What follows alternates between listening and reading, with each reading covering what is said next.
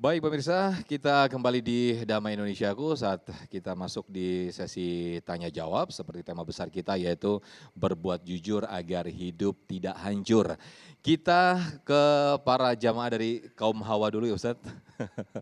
Sebelum nanti ke kaum Adam, kita terlebih dahulu saya persilakan dari Ibu Khairiyah untuk memberikan pertanyaannya dengan tema besar kita berbuat jujur agar hidup tidak hancur ya Bu ya.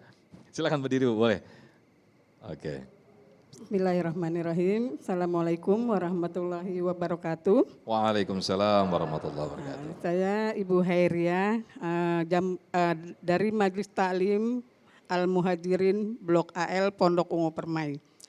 Baik Pak Ustadz, saya akan bertanya, bagaimana cara menumbuhkan perilaku jujur pada diri umat Islam? Terima kasih Pak. Baik. Assalamualaikum warahmatullahi wabarakatuh. Waalaikumsalam, menarik sekali pertanyaannya Ustadz. Fadal Ustadz. Yang pertama, untuk mencapai kejujuran itu Bu, tidak ada jalannya kecuali harus menumbuhkan rasa takwa kepada Allah. Makanya ada konsep itu, ittaqullaha haitsuma kunta. Takutlah kepada Allah dimanapun kamu berada. Kemudian yang kedua, kita harus dzikrul maut, mengingat bahwa kematian itu selalu mengintai kita. Jadi kita selalu berkata jujur. Setiap kita hendak berbohong, bagaimana ketika saya sedang berbohong, mati. Gitu. Kemudian yang ketiga, kita ingat, kalau kita tidak jujur, maka dosa tidak terampuni. Kalau kita tidak jujur, Allah tidak tunjuki kita jalan-jalan kemuliaan. As-sidqu yahdi ilal birri, al-birru yahdi ilal jannah. Karena kejujuran mengantarkan kepada kebaikan, kebaikan itu akan membawa kita ke dalam surga. Surga jauh dari kita apabila kejujuran tidak ada. Nah 3 ini kita tumbuhkan. Baik, begitu ya Bu ya untuk pertanyaannya. Nah ini ada satu statement yang mungkin sangat umum sekali Ustadz Asmar yang sering kita dengar yaitu berbuat bohong untuk kebaikan. Mungkin sering kita mendengar. Ini bagaimana ada statement atau ada prinsip seperti ini Ustadz? Berbohong untuk kebaikan ini bagaimana Ustadz? Iya. Sering kita mendengarkan bahwa ada kebohongan yang dibenarkan. Hal ini juga pernah saya dengarkan oleh guru kami ya. Selama kami di pondok itu ada guru kami Allahu yarham Andre Guruta Ki Haji Abu Nawas Bintang. Beliau pernah menceritakan bahwa ada 3 kebohongan itu yang dimaafkan oleh Allah. Ya, dan itu masyru'. Yang pertama, berbohong menyelamatkan nyawa seseorang yang sedang dizolimi. Ada nih orang sedang terzolimi, ya. Kita hendak menyelamatkan nyawa mereka karena mereka hendak dibunuh oleh orang-orang kafir, hendak dibunuh oleh orang-orang yang zalim, maka kita melindungi nyawanya karena dia adalah orang baik-baik yang sedang terzolimi, maka itu adalah kebohongan yang dibenarkan. Dan mengangkat satu ittiba ya, satu pelajaran sebagaimana Rasulullah sallallahu alaihi wasallam suatu ketika ada orang yang dikejar sampai orang itu lari masuk ke dalam kediaman beliau ya, di rumah beliau. Kemudian Rasulullah bergeser sejenak dari tempat berdirinya, kemudian ditanya, adakah orang yang Anda lihat lari masuk ke sini? Maka Rasulullah mengatakan, selama saya berdiri di sini saya tidak melihat orang. Nah, artinya apa? Rasulullah udah bergeser. Ya, Rasulullah udah bergeser. Maka ini menjadi sebuah hal yang dijadikan dasar bahwa berbohong menyelamatkan nyawa orang yang terzalimi itu sesuatu yang dibenarkan.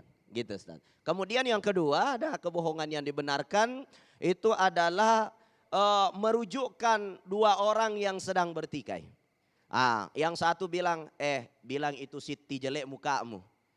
Yang satu bilang itu kasih tahu itu beduh jelek kulihat ya. Akhirnya orang ini memberikan penyampaian yang benar untuk merujukkan. Dia bilang Siti bilang kamu orangnya baik gitu. Datang ke beduh ternyata Siti bilang kamu orangnya sangat luar biasa baik sekali. Akhirnya 2 orang yang bertikai ini rujuk. Asbab kita memberikan bahasa-bahasa yang baik meskipun sebenarnya itu sebuah kebohongan, maka itu dibenarkan. Daripada kita bilang, Siti bilang jelek mukamu, datang ke Beduk, Beduk bilang itu, akhirnya dia bertikai gara-gara kita. Ini dibenarkan, masyru', dibenarkan. Kemudian yang ketiga, pernah saya dengar bahwa membohongi istri dalam keadaan menyenangkan hatinya dan tidak membawa mudarat baginya. Contoh, istri nanya, Pak udah cantik saya ini udah pakai bedah. Walaupun jelek bagaimana mukanya Pak, bilang aja kau paling cantik di lorong ini. Jadi itu saya kira nggak jadi masalah. Jadi seperti itu Kiai. Ya. Insya Allah itu akan mendatangkan pahala apalagi ya. Insya Allah. Termasuk itu juga yang disampaikan oleh Rasulullah ketika ada seorang nenek-nenek bertanya apakah ada saya masuk surga. Maka Rasulullah menjawab tidak ada nenek-nenek di surga tapi semuanya itu akan dimudahkan semuanya. Akan menjadi mudah semua gitu Ustaz ya. Betul. Baik, saya kembali ke penanya saat ini ke Bapak-Bapak, Pak Haji Sumaryo, silakan. Ya, baik. Assalamualaikum warahmatullahi wabarakatuh. Waalaikumsalam warahmatullahi. Perkenalkan, nama saya Bapak Sumarya dari Jamaah Masjid Al-Muhajirin. Apa yang diimpikan oleh orang Islam adalah berbuat jujur, gitu ya. Pertanyaan saya adalah, apa Pak kira-kira ciri-ciri orang Islam dikatakan jujur? Ya, ciri-ciri orang Islam yang dikatakan jujur. Kira-kira seperti apa ciri-ciri orang Islam itu yang jujur? Ciri-ciri orang Islam yang punya sifat jujur. Sifat begitu jujur mungkin, ya? begitu kira-kira. Baik. Ya. Baik, Terima kasih Pak Sumaryo. Assalamualaikum warahmatullahi wabarakatuh. Waalaikumsalam. Fadal Ustaz Asmar. Terima kasih, pertanyaannya sangat bagus. Bagaimana ciri orang yang jujur? Bagaimana seorang muslim yang dianggap jujur? Ya, yang pertama, orang yang jujur itu perkataannya itu bisa diterima. Qaulan sadida. Perkataannya bisa dipercaya. Ketika dia berkata sesuai apa yang dia katakan. Ya, bukan berbohong ya untuk menyesatkan orang. Bukan bercerita sesuatu yang dibumbu-bumbuhi sehingga bumbu-bumbunya itu menyebabkan orang terpesona padahal sebenarnya membuat orang celaka, masuk ke jurang, jauh dari Tuhannya, ya. Kemudian yang kedua, orang yang jujur itu perilakunya sesuai apa yang dia katakan. Ya, sesuai apa yang dia katakan. Kalau dia ngajak orang untuk berbuat baik, maka dia senantiasa berbuat baik. Karena banyak sekarang orang tua sering ngajarin anaknya begini. Nah, kamu rajin sholat, soalnya bapak belum sholat. Nah, kamu rajin baca Quran, soalnya bapak nggak tahu ngaji. Pernah nggak dengar begitu? Ini banyak.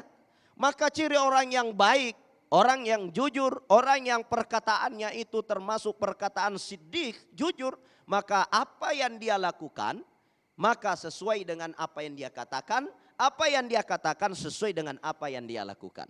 Cukup itu saja. Jadi kalau dia mengatakan sholat itu wajib, ya dia sholat.